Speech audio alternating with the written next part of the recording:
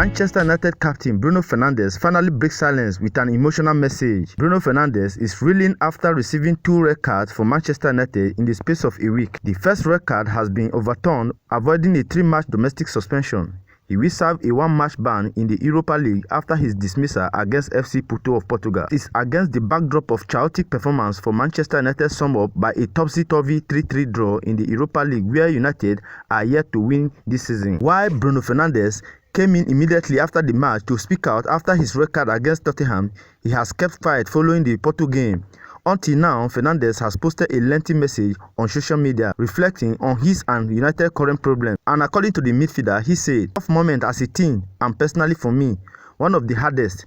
Almost 5 years at the club with ups and downs, good and bad moments. Personally, I have always had challenges and adversity throughout my career, and something that's never happened was that I go silent or hide myself from responsibility in difficult moments.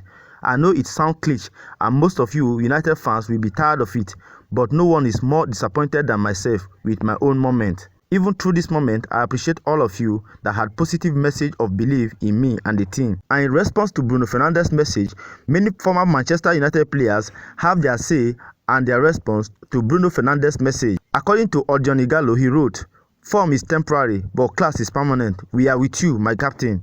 Angel Gomez responded, "Vamos mano," while David De Gea added, "Always with you." Fernandes is yet to score for Manchester United this season, and his form is not helping under fire boss Erik Ten Hag.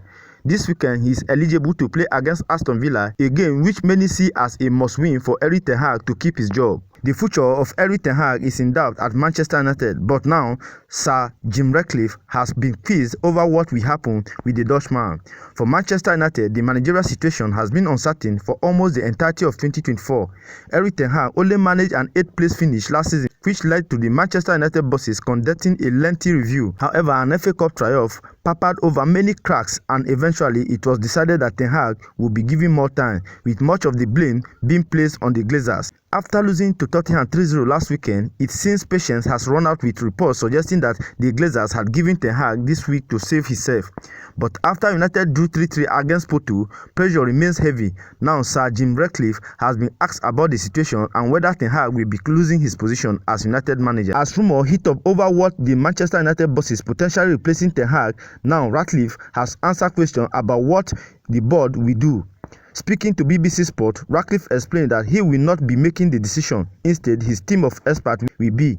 "I don't want to answer that question. I like Erik. I think he's a very good coach. But at the end of the day, it's not my call. It is the management team that's running Manchester United that have to decide how we best run the team in many different respects. But that team that's running Manchester United has only been together since June or July. They weren't there in January, February, March or April. They only arrived in July. They have only been there. You can't count it in weeks almost. They have not been there a long time. So they need to take stock and make some sensible decisions."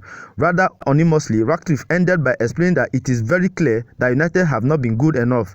"Our objective is very clear. We want to take Manchester United back to where it should be, and it is not there yet. Obviously, that's very clear." This does not sound good for Ten Hag, and it has been reported that Ratcliffe will be at Villa Park this Sunday, which will only further add to the speculation and pressure. While Ten Hag remains in the job, and many Manchester United fans would love nothing more than for him to beat Aston Villa this weekend, reports are already making sound as though options are being considered to succeed Ten Hag.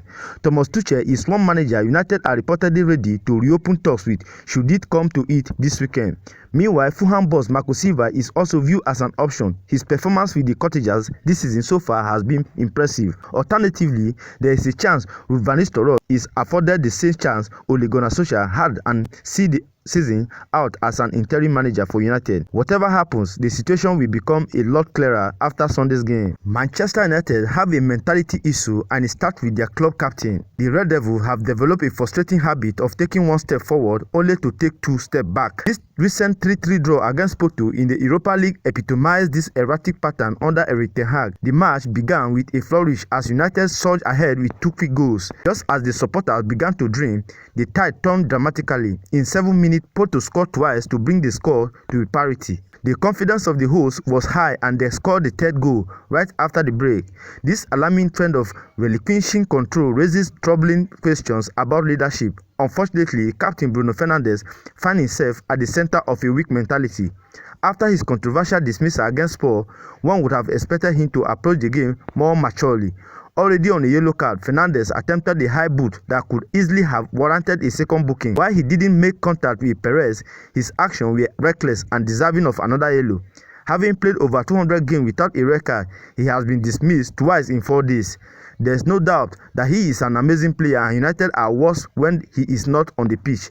However, in times of adversity, the captain must rise to the occasion and lead the revival. Yet, Fernandes has rarely shown that ability. His tendency to throw his arms about and complain only adds to the pressure rather than alleviating it. He detests losing, and rightly so, but he must channel that frustration into motivation for his teammates instead of resorting to petulance. A true leader pulls their team up in tough times rather than acting like a petulant child when the going gets tough. Just an hour after the full-time whistle in Porto, Ten Hag has several United players training at Boavista Estadio do Bessa Stadium ahead of Sunday Premier League game against Aston Villa. Involved in the session on Friday afternoon were Joshua Zirkzee, Ate Bayende, Johnny Evans, Victor Lindelof, Tom Hilton, Dangore, Harry Maguire, Kobe Mainoo, Anthony, Manuel Ugarte, and Toby Kyler. 10 out of the 11 players taking part in Friday's session at the Estadio de Bessa were named in the squad for Thursday night game, with Mainoo the only exception. England international Mainoo, though, could make his return to action against Aston Villa on Sunday afternoon at Villa Park after suffering a hamstring injury against Tottenham Hotspur last weekend. So we had 3 players with issue going into this game: Harry Maguire, Alejandro Garnacho, and Kobe Mainoo, said Ten Hag in his pre-Villa press conference. Harry and Alejandro Garnacho made the squad and were capable to play some minutes, whereas Mainoo didn't make it. It was too big a risk. We have to wait and see if Mainoo can play on Sunday, if he is fit enough to start or be on the bench. So guys, this is all about the news. What do you think about Manchester United and the situation of things at the Old Trafford? Do you think Bruno Fernandes, the captain of the team, should have been more matured in the game against FC Porto? And what do you think about the head coach, Erik Ten Hag? Do you think the coach should be given more time to be in the end of the affair at Old Trafford, or you think he should be sacked immediately? Please, whatever opinion may be on this, I would like to see it on the comment section. Do it to like, comment, and do not forget to turn on your notification to enable you to see when next I post. Thank you for watching this video. See you in my next video. Bye.